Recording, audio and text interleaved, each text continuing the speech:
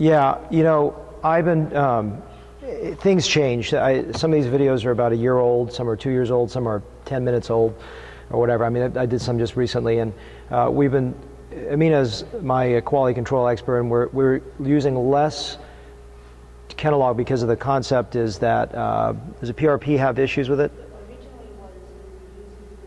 Use the mic, use the mic, use the mic. The original idea was to use Kenalog so there's less inflammation, less swelling around us to feel less discomfort in a recovery period. So no widening of the scar? We didn't see the widening of the scar. No. And why the platelets and ASO? You're going to hear a talk. I have a whole talk on that tomorrow. So, yeah.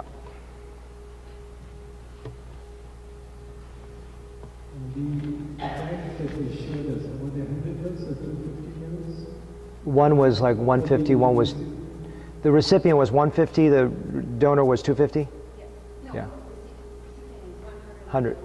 Yeah, 100 and 250. If you don't use ring blocks, do you have any experience with using anesthetic like EMLA or something? Yeah, we use that sometimes. But you still need the ring block. The EMLA is not good enough, but we use, huh?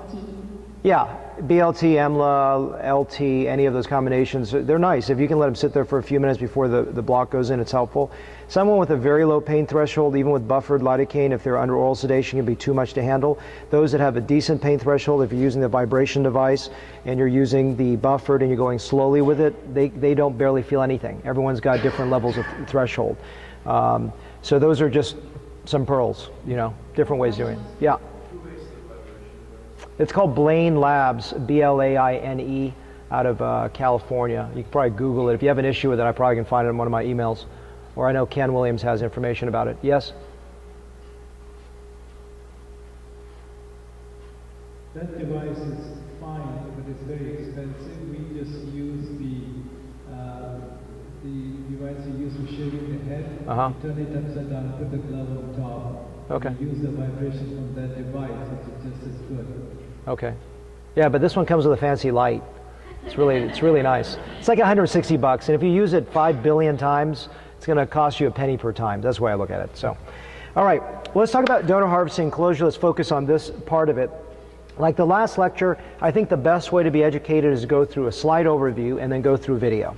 I think if you have that redundancy, it's helpful to get it. If I just shoot the video, you don't get it. If I just give you slides, you don't get it. If you get both, maybe you'll get a little bit more from than there. I'm going to talk about 3 ways to harvest. I'm going to talk about the single blade, which I think is going to be the easiest way to understand it. I'm going to talk about Bob Haber's spreader device, which I have some issues. I have a hard time using it, but it's a very good device for those that like it.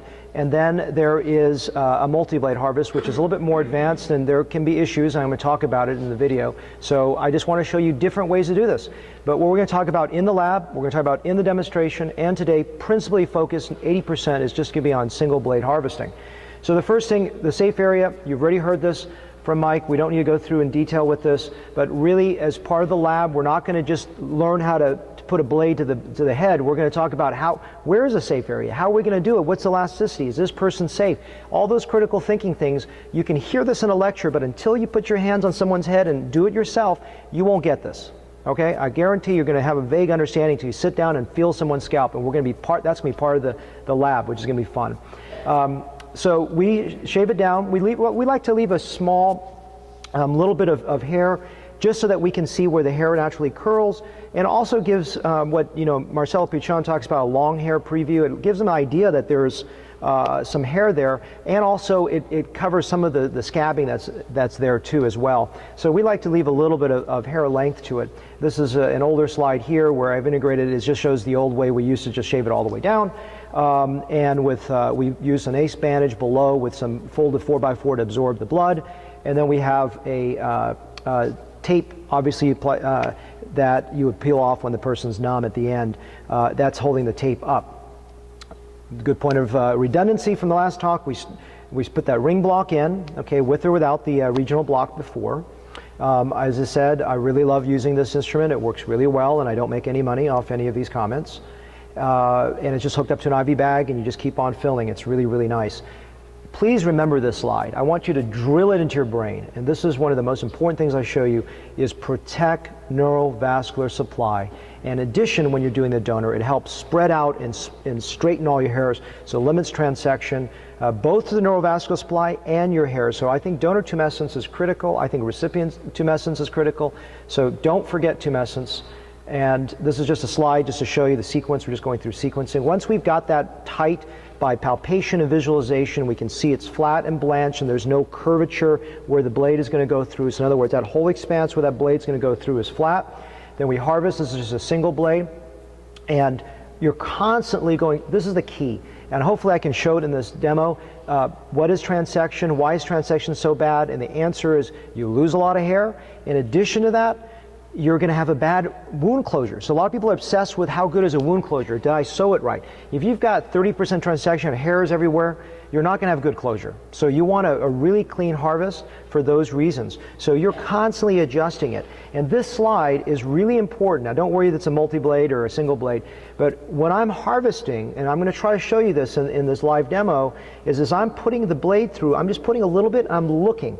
So if I'm seeing the base of the, okay, so the first one here is if I'm seeing the shafts, which is the top portion. So picture the hair coming out like this. I'm seeing the top portion where it's coming through the skin. If I'm seeing primarily transection through there, that's the upper portion of the hair being shaft or cut. I will lower my hand just enough to make sure that changes there. That's what you're seeing, that green arrow. And if it's perfect, you should see a really nice harvest. If you're going too low, then and you'll see the base transected, then you want to raise it up. So really go slowly. You're going to see in my harvest videos, I am like super slow. And the reason is, even for me, unless I'm in that right plane and I'm getting good harvest, there's no reason to go to show off. You go slowly and harvest slowly and you get safe results. After we've made the cut, you just take either a ring forceps or you can just take a nice towel clamp so you don't damage follicles and use that to retract. Use a little medicine bombs, you're dissecting. And as you're harvesting, you really want to make sure you're not cutting through the blood supply. You want to stay just below the base of the follicle. So I'm just really slowly trimming it, because you can go and take down to the galea. There's no reason. You're going to lead more scarring. Or you're going to cut through neurovascular blood supply. If I see a vessel, I spread and I just weigh it down. You do not want to say, oh, I just cauterize it. Cautery, excessive cautery causes damage. I take my cautery device out once or twice a year. I really try to limit cautery. Indiscriminate cautery causes damage. Bad harvesting causes damage. So if you can take home one thing from this lecture, please slowly harvest and look for transection. Readjust your angles. That slide I showed you before is so important. If it doesn't make sense to you, come and ask me.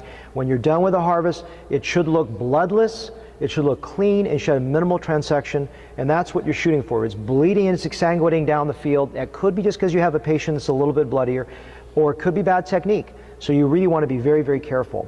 I like this trichophytic closure. When do I do it? What does it mean?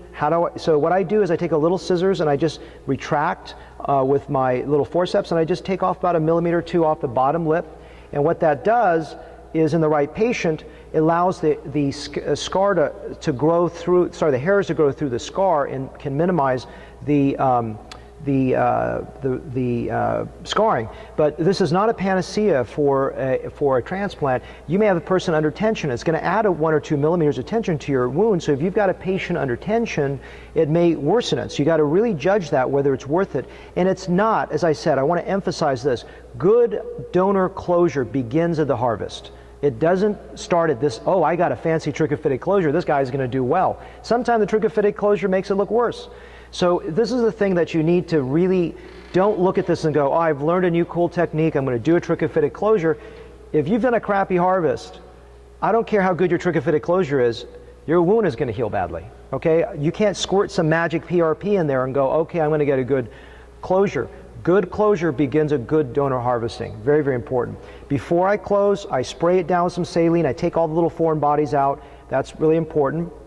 And I like putting a little PRP and A-cell, just squirt it in the wound, and then I put some towel clamps in to decompress the fluid, and if I feel there's tension there, I'm just going to delay the closure. Just wait until I need a close-in. We've got some talks on tension closures and all that kind of stuff too. This is, then put all the towel clamps in, it's decompressing it, it's really allowing everything to settle down before I close. This is, I don't always do a 2-layer closure. This is a judgment thing, whether I'm going to do it or not. I use a 2-oviporal suture. I just run it under the subcutaneous plane. You don't want to go into the galea. You're just grabbing below the follicle so they don't get injured. And then I put a little air knot with a nylon that's farther out from the wound, so the knot, there's a little room for it to relax, and also I don't want the knot to get into the wound. It gets irritating. Another little pearl, I like this, you know, it doesn't mean that if you don't do this is wrong, but I typically go about 45 degrees with my bite underneath the skin, because the top cutaneous layer goes down at 90 degrees, sort of draw that trichophytic edge down in a nice way. Hope that makes sense. Also, it's easier for your hand to go like this. You'll see that in my closure. Marquine ring block, you do that at the end of your closure, okay? And after I've done that, I've cleaned all the area. I don't want any other stuff to mess with this. I'll inject a little PRP with A-cell into the wound bed as well. And then I take everything down and put a little Telfa pad back here so that so I don't drip any of the PRP anywhere, because I think this is precious gold. Here's a little video.